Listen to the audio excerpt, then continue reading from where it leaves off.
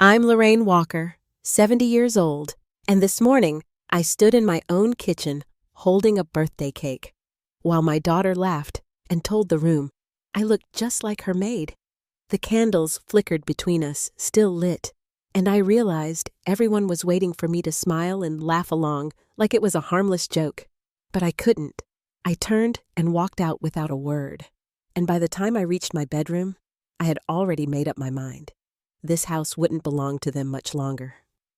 Before I go any further, let me know where you're listening from in the comments, and hit that like and subscribe button if you've ever been taken for granted by the people you love most.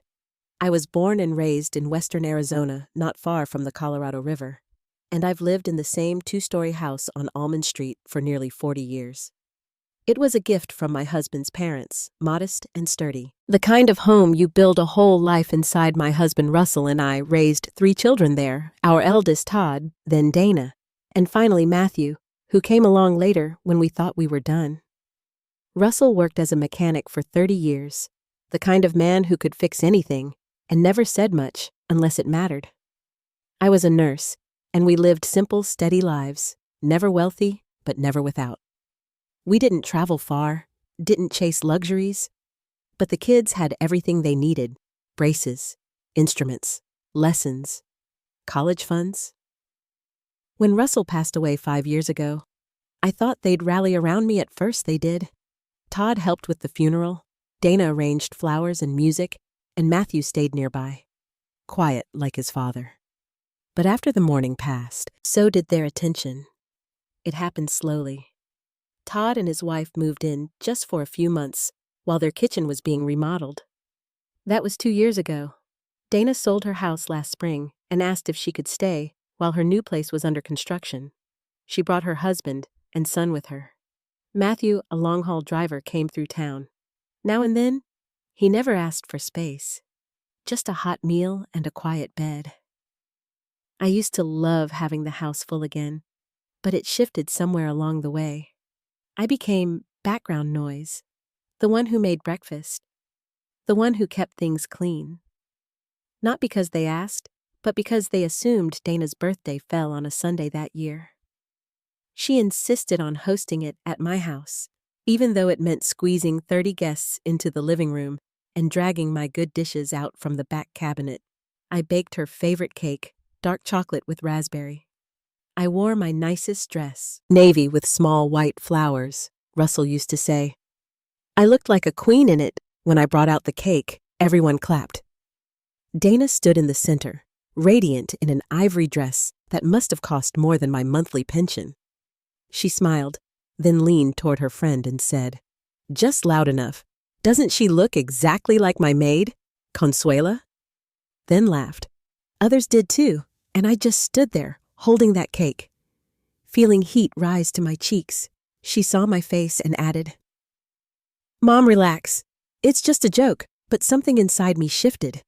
Not just because of the words, but the way no one thought to stop her. Not even Todd, not even Dana's husband. I went upstairs and sat on the edge of my bed, and for the first time in a long while, I saw things clearly. I pulled open the bottom drawer of my desk and found the folder with the house deed, Russell's will, and everything else I'd kept tucked away. My name was the only one on the documents. They were guests in a home they no longer saw as mine. The next morning, while the house slept, I called a lawyer. Her name was Eileen Trask. Her voice was calm and matter-of-fact, and when she confirmed that, yes, I had every legal right to sell the house, I felt something unburden in my chest.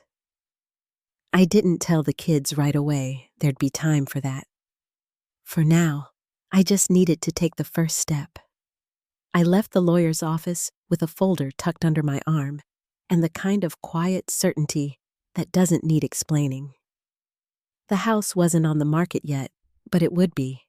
Eileen had walked me through every step, what papers I needed, what timelines to expect, what language to use when telling the family. I wasn't ready for that part. Not yet, but the wheels were turning. The next morning, I stood in the kitchen, early sunlight stretching across the floor, and brewed a fresh pot of coffee. Todd came down first, still rubbing his eyes, hair sticking up on one side. He reached for the carafe like he did every morning, not saying much until the first sip. "You heading into town today?" he asked without looking up. "I am," I said. "Just a few errands." He grunted, still waking up. "You need anything I can take you?" "No need. I've got it covered." I didn't mention the real estate office. I didn't tell him about the meeting I had scheduled with a woman named Brenna Reeves, the agent Eileen recommended someone from outside town, outside my daughter's agency. Just someone neutral. That was important. When I arrived at the agency later that morning, Brenna greeted me with a firm handshake and a warm smile.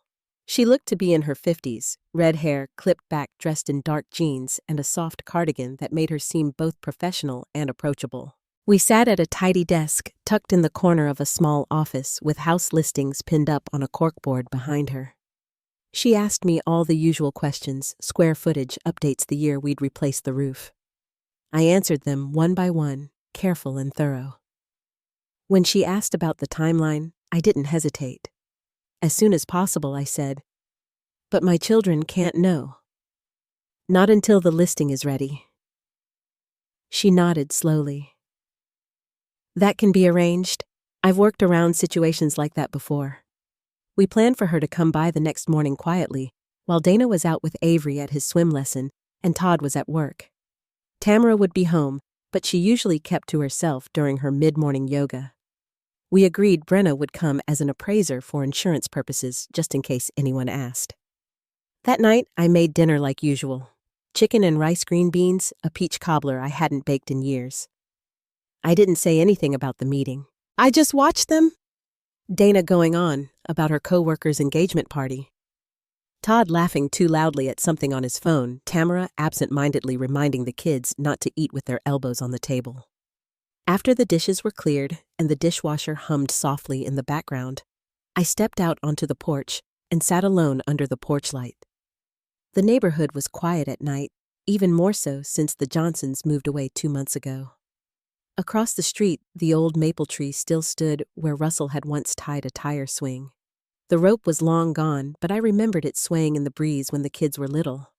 I thought about what would come next, how I'd tell them, how they'd react, and whether Marvin would be able to visit in time. His text came just before 10. His flight had been bumped up. He'd be arriving the next day late afternoon.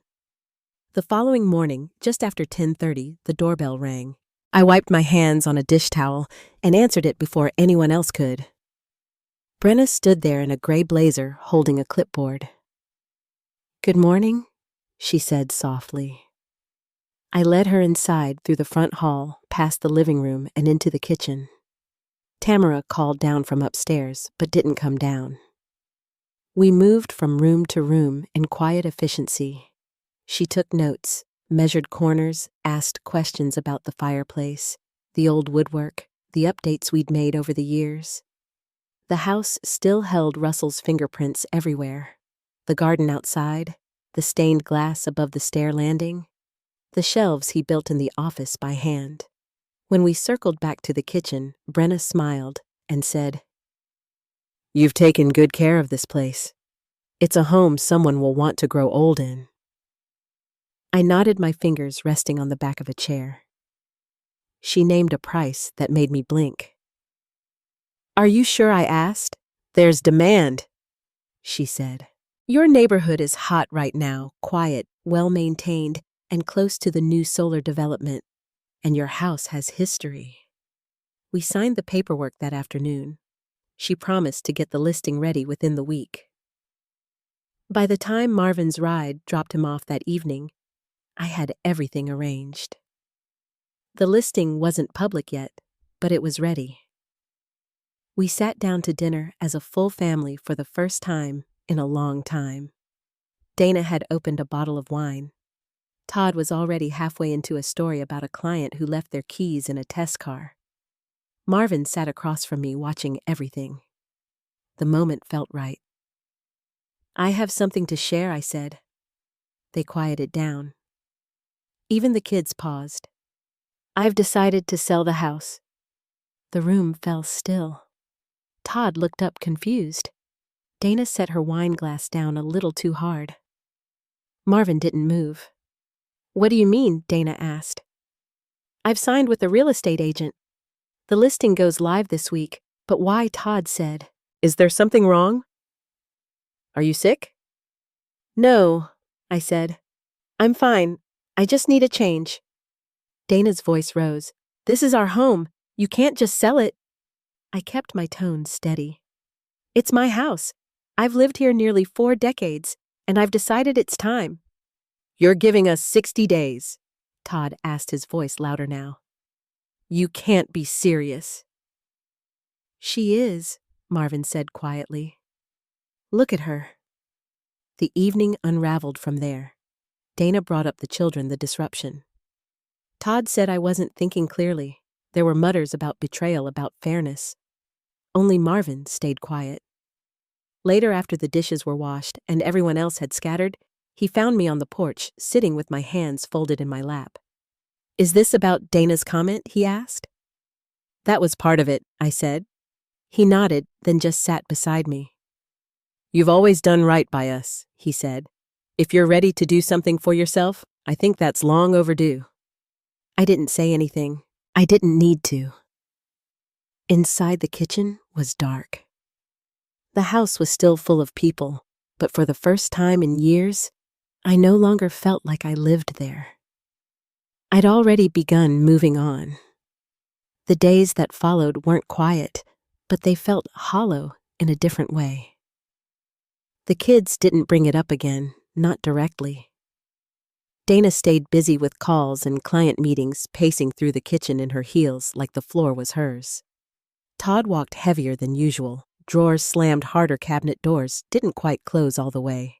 Tamara stayed out of it completely. Marvin helped me move a few things into boxes, small ones, old dishes, framed photos, a vase Russell's sister gave us back in '89. He didn't ask where they were going. Just taped the boxes neatly and labeled them in pencil. I cooked meals the same way I always had.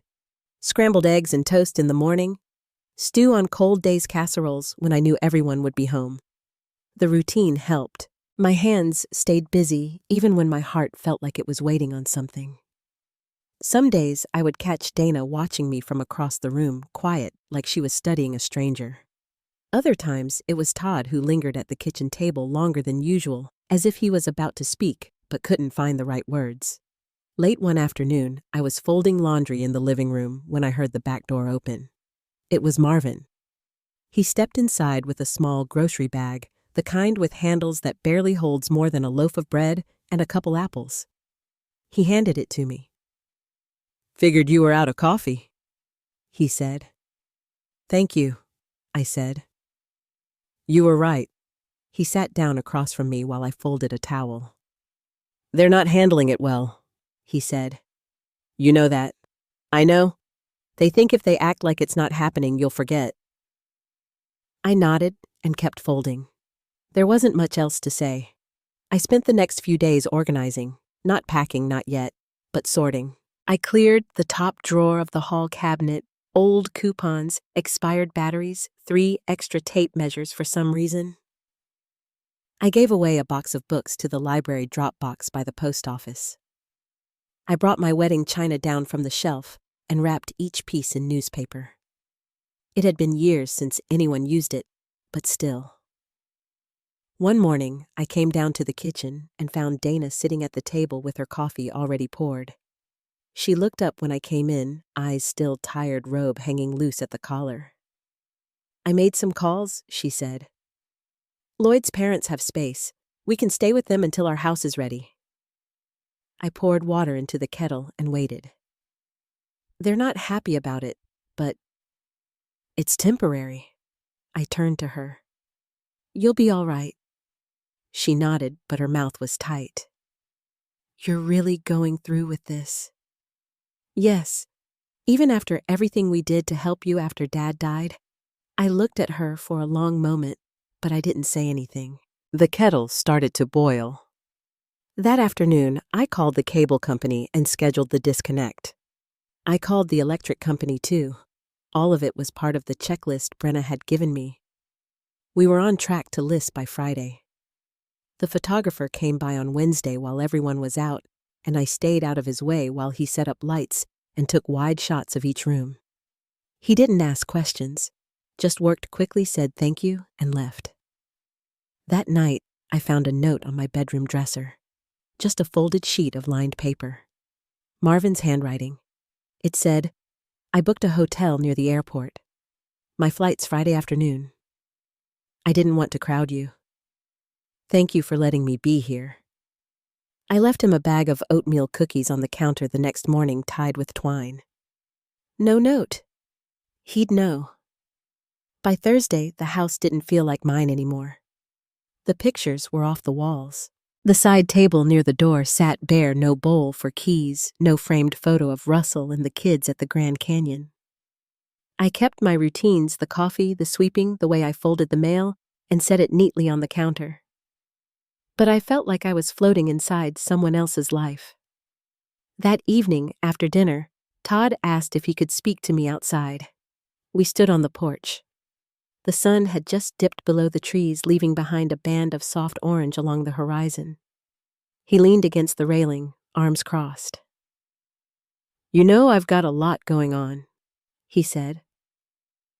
I know. And Dana, she's not handling this well. I've noticed. He rubbed the back of his neck. It's just this house. It's the only real place we've ever had. It's not just yours. It's all of ours. I looked out toward the street. A dog barked in the distance. Someone was grilling 2 houses down. I understand why you feel that way, I said. But it's not true. He didn't argue, just stood there for a while, then went back inside. Later that night, I sat on the edge of my bed with my old photo album in my lap. The one with the red leather cover, the binding cracked in places. Inside were Polaroids from the early days, me and Russell the kids in Halloween costumes, a summer picnic by the lake.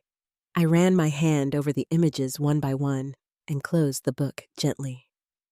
The next morning, I met Brenna at the coffee shop on Main Street. She handed me a folder with the final papers and a timeline. The listing would go live at noon.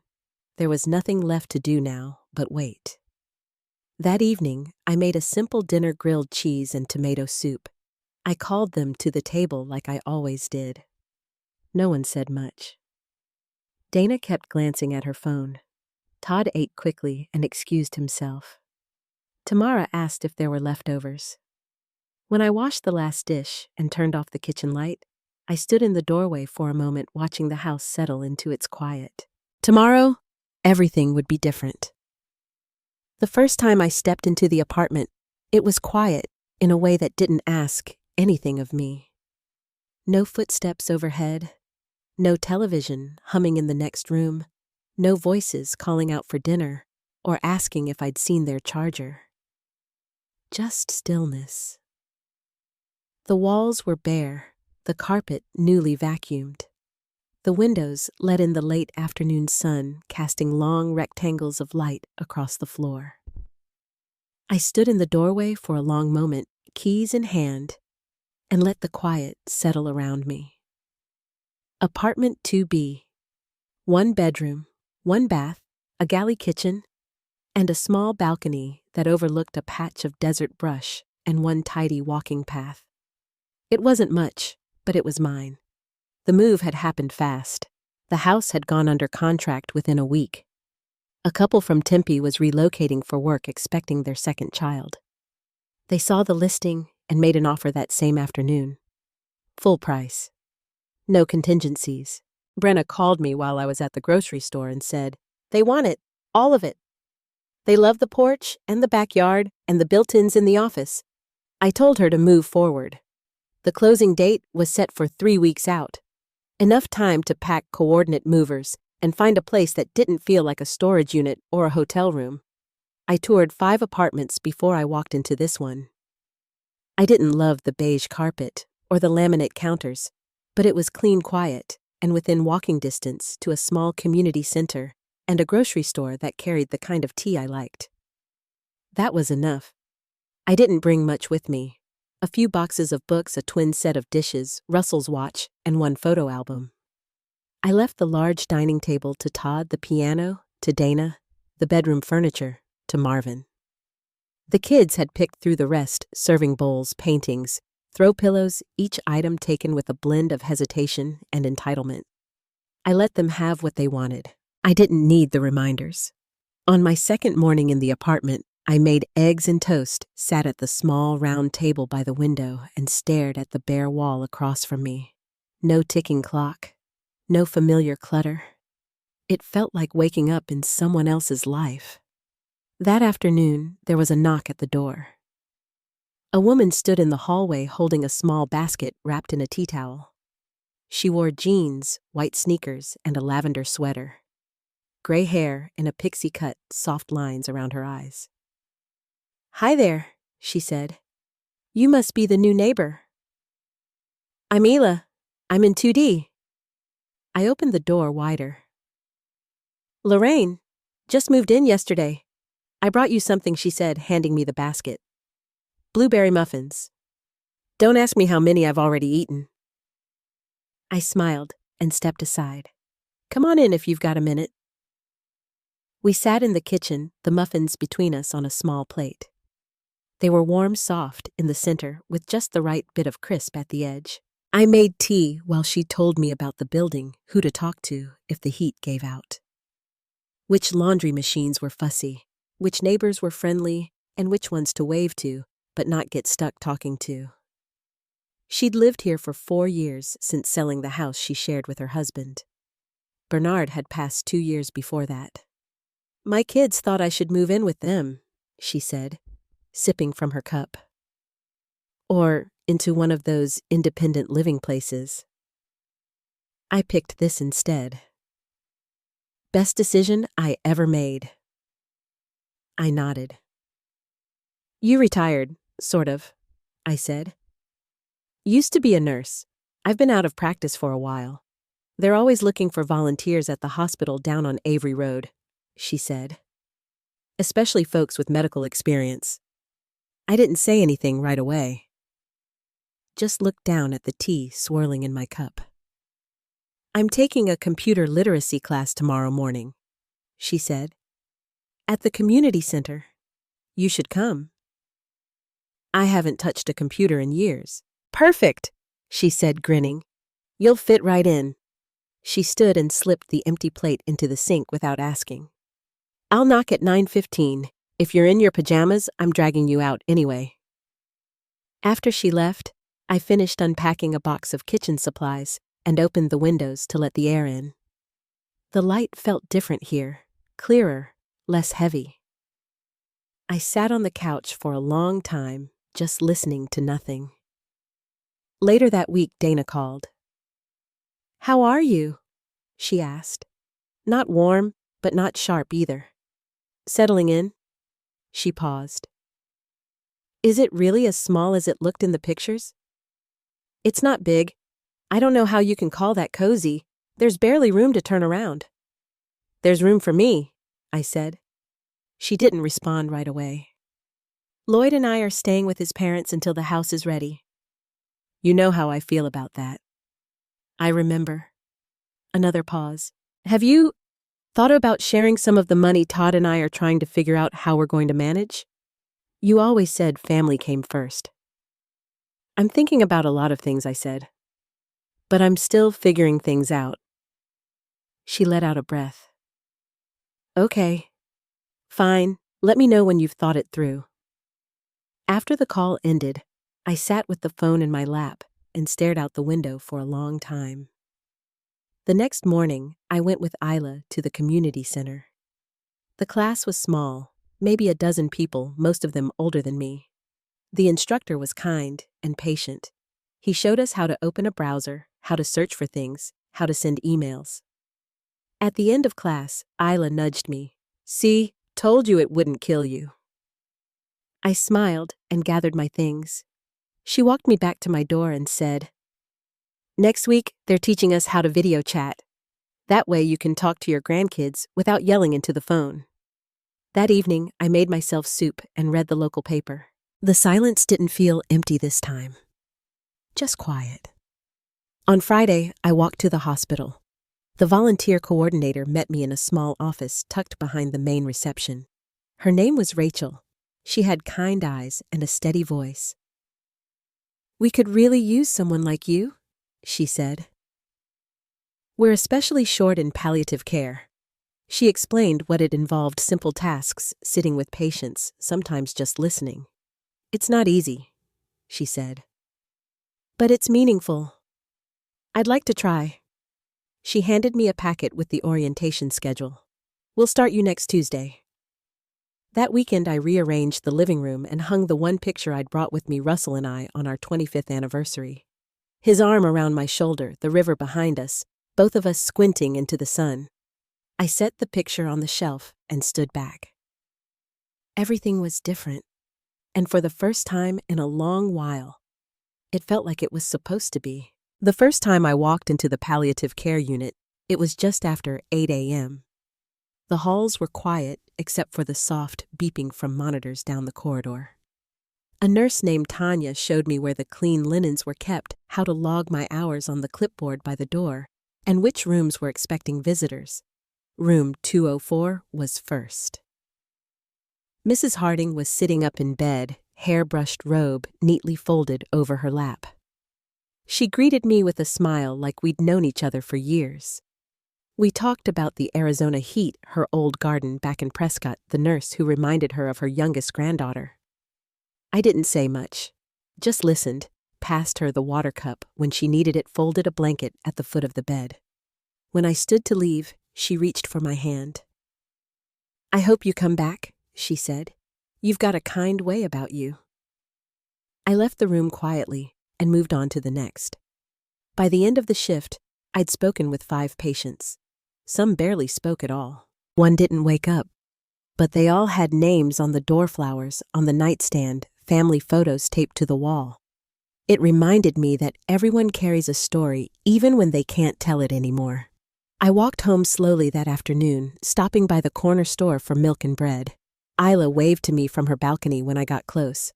I lifted the bag in greeting, and she called down, "Come over later. I've got lemon cake." Inside the apartment, I placed the groceries on the counter, rinsed out the tea kettle, and opened the mail. Nothing urgent. Just a flyer for a senior wellness program and a bank statement. I glanced at the total balance and paused. It had grown. I'd sold the house, settled everything, and hadn't touched much of it since. For the first time in a long while, there were no overdraft notices, no panic over whether I could stretch a grocery run until Friday. That weekend, I met with a financial advisor. Her office was small and tucked behind a hardware store, but she was thorough. She looked over my statements, asked good questions, and laid out some simple options. She spoke clearly and didn't rush. "You've got room to breathe," she said, and more than enough to keep breathing for quite a while. The next week, I took the first step. I called a small foundation I'd read about in the hospital's newsletter, one that supported families with children in hospice. I asked how I could help. They needed grocery cards, bus passes, sometimes just help organizing paperwork. They added my name to the volunteer list, and within a few days, I was paired with a mother named Sophia, whose daughter was undergoing treatment across town. Sophia didn't drive, and the cab fares were piling up. I used a portion of my savings to quietly cover her monthly rideshare costs through a private account. I didn't want her to know where it came from. That wasn't the point. I kept going. A local clinic needed folding chairs. The food pantry had run out of infant formula. The hospital's common area had a broken vending machine that hadn't been replaced in 3 years. None of it required fanfare. Just quiet calls, checks mailed out, small needs met where I could. Isla started calling me the apartment philanthropist, but only with a wink. "You're doing good work, Lorraine," she said one morning over oatmeal. "Your kids ever ask how you're doing now and then? And what do you say? That I'm keeping busy." One afternoon, while helping a patient organize her prescriptions, I found out that a local caregiver support group was being disbanded, lack of funds. I asked the hospital liaison what it would take to keep it going. He gave me the number. I wrote the check that night. That same week, Dana called again. I hadn't heard from her in almost 3 weeks. We closed on the new place, she said. Lloyd's parents gave us part of the down payment. I just thought you should know. Thank you for calling. There was a pause. I didn't call to ask for anything, she said. I guess I wondered how you're managing. I'm fine. You sound different. I suppose I am. She didn't press. Just said she'd call again soon. The next day, I walked to the community center with Isla. She wanted to sign up for watercolor classes, and I tagged along. While she registered, I sat by the bulletin board and noticed a flyer for a literacy tutoring program. They were short on volunteers. I took one of the tear-off slips and tucked it into my bag. That evening, as the sun dipped low behind the apartment buildings, I brewed a pot of chamomile tea and sat on the balcony with a light blanket around my shoulders. I could hear someone's television faintly through an open window, the hum of traffic a few blocks over, a dog barking somewhere down the road. The world had shrunk, but in the shrinking, it had become clearer. Everything I'd once poured into a house now flowed somewhere else, into hospital corridors and cracked sidewalks, into bus fares and electric bills I'd never see. And none of it felt like a loss. It felt like purpose. It was a Tuesday morning when I saw Marvin standing in front of my building. He had one hand in his pocket, the other holding a paper bag with a folded top. Same black jacket he wore at the house last fall. His eyes caught mine as I crossed the street from the bus stop. He gave a small wave, like he wasn't sure if I'd wave back. I was in town, he said. Thought I'd drop these off. He handed me the bag. Inside were 2 jars, one homemade strawberry jam, the other peach. I could still smell the sugar and fruit through the lids. You made these? He nodded. Been learning a few things. Retirement's quieter than I expected. I held the door open for him, and we walked up together. My apartment wasn't fancy. 2 rooms, linoleum floors, a lamp that flickered when it rained, but it felt steady, safe. We sat in the kitchen. I made coffee. He looked around, took in the calendar pinned near the sink, the folded laundry on the couch, the small orchid by the window. You look well, he said. I am. He nodded slowly. Then without looking up, he said, Todd called me. I let the silence settle. Said they were thinking about doing something. For your birthday. I poured the coffee carefully. That's months from now. I know. But it wasn't about the cake. I sat down across from him. They found out about the clinic, the support group. One of Dana's friends volunteers there, apparently. I waited. They said it looked like you'd come into something, that maybe Dad left more behind than anyone knew. I let out a quiet breath. He didn't. I figured. But you know them. He took a sip of coffee. I told them you sold the house, that it was yours to begin with. They didn't want to hear it. Thank you for telling me. I thought you should know. I nodded and reached for one of the jam jars, turning it slowly in my hands. That Friday, a letter arrived. No return address. Just my name written neatly in block letters. Inside was a folded sheet of printer paper. It read, If you're doing well, maybe you could help us out. We've had a few rough months. It wouldn't take much. There was no signature, but I knew the handwriting. Todd's had always leaned to the left. I placed the letter in a drawer and didn't touch it again. A week later, I attended a community board meeting at the senior center. Isla came with me. The folding chairs were set up in rows. A whiteboard leaned against one wall with a list of proposed projects: repairing the gym floor, updating the kitchen appliances, expanding the reading room. One of the women stood and said the reading room would have to wait. We just don't have the funds this year? I raised my hand. What would it cost? She blinked at me. 10,000, maybe 11? Okay, I said. I'll cover it. There was a pause in the room. Isla reached for my sleeve and gave it a small tug just once. You sure the woman asked? Yes. I didn't say anything more. The meeting moved on.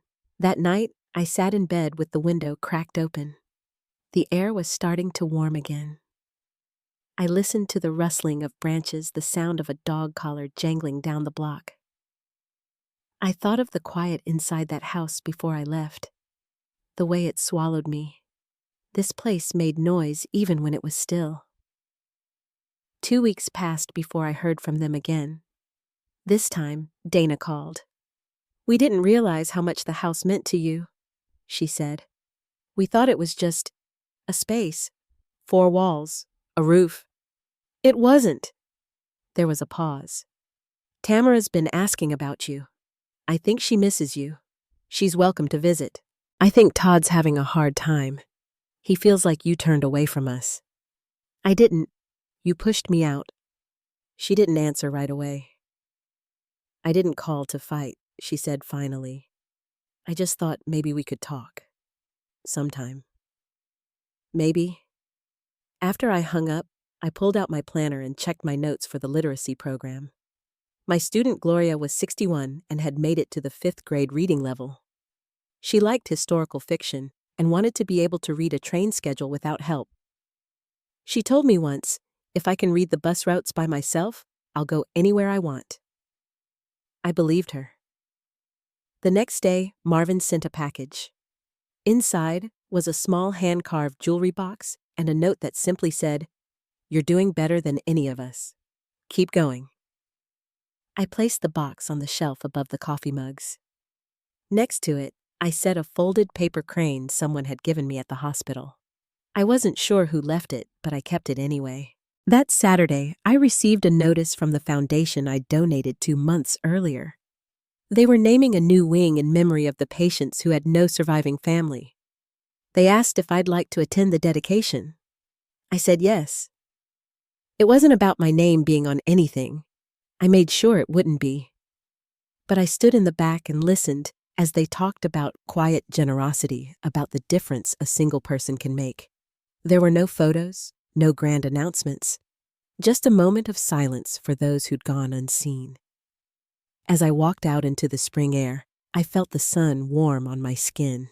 A family passed me on the sidewalk, 2 kids holding hands, a woman with a tote bag, a man carrying a basket of flowers. The children laughed and chased each other past the steps.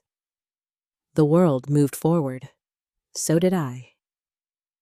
It was just after 10 Huzri on a Wednesday morning when the doorbell rang. I'd been folding laundry in the living room towels on the armrest socks in a pile by the window when I heard it. 3 short chimes. I opened the door and found Dana standing there, arms crossed, a paper bag hanging loosely from one hand. I brought lemon squares, she said. Tamara made them. I stepped aside and let her in. The last time we'd spoken had been over the phone weeks ago. She looked tired. Her coat was wrinkled hair pinned back in a way that said she hadn't meant to leave the house long. I can't stay, she added quickly. I wanted to see how you were doing. We sat at the kitchen table. She opened the bag and slid the small container toward me. I could smell the citrus and powdered sugar. She misses you, she said. Tamara. I miss her too. Dana looked around the kitchen. Her eyes landed on the calendar, the note from Gloria, the paper crane above the mugs. You've done a lot here. I nodded. It's home. She hesitated, then pulled a folded paper from her pocket. Todd asked me to give you this. I didn't take it. She laid it on the table. It's about Dad, his accounts. There was something Todd wanted you to know. I waited. There was a second account, from years ago, in your name. I looked at her. He set it up after Mom passed, said it was just in case you ever needed something. I picked up the paper, read the numbers. It wasn't much, not compared to what they'd spent or claimed to lose. But it had my name on it, my father's handwriting in the corner. dated 3 months after the funeral. Why didn't he ever tell me? Dana shrugged. I don't know. Maybe he meant to. Maybe he thought he'd have more time. We sat in silence. Look, she said, I know we've made mistakes, big ones. But it's hard watching you do all this without us. You weren't there when I needed you. I know. I didn't answer. When she left, she gave me a hug. It was quick, uncertain, but real. That weekend, I went to the community garden behind the library. I'd signed up to help with cleanup, pulling weeds, spreading mulch, hauling stones. It was muddy, and the sky stayed gray all morning, but the air smelled like wet earth and cut grass. I liked the quiet labor of it. Isla showed up around noon with sandwiches. She handed me one wrapped in wax paper and nodded toward a new raised bed near the fence. Your donation helped build that, she said. They're planting herbs for the preschool kitchen. I looked over and saw 2 kids holding tiny shovels laughing as they scooped dirt into a planter box. That same day, I got a call from Marvin. You might want to come by the house, he said. When I arrived, I found him on the front porch holding an envelope. It came today, he said, addressed to you. The envelope had no return address. Inside was a typed letter, formal language, legal header. It was from an attorney representing Todd and Dana. They were contesting the house sale, claimed I'd coerced Marvin into signing the deed, claimed I'd used undue influence. I stared at the words. Marvin stood beside me, jaw tight. They won't win, he said. There's nothing they can prove. I know, but they're trying anyway. I folded the letter and placed it back in the envelope. My hands were steady. The following week, I went to the clinic and met with the director. I asked if they had any open positions for legal aid or family advocacy. I told her I wasn't a lawyer, but I could file papers, organize intake forms, help with correspondence. She smiled. Actually, we need someone just like that. I started on Mondays. Quiet work, meaningful. One morning, a woman about my age came in. She had a bruise on her cheek and 3 kids trailing behind her. She asked if there was a safe space to wait. I led her to the back room, poured her tea, gave her a blanket. She looked at me and said, I didn't think anyone would believe me. I sat beside her. I believe you. The next month, I got a notice from the court. The case had been dismissed. No merit, no standing. They hadn't even bothered to show up for the hearing. That afternoon, I walked to the park and sat on a bench near the duck pond. The sun was low gold spilling through the trees.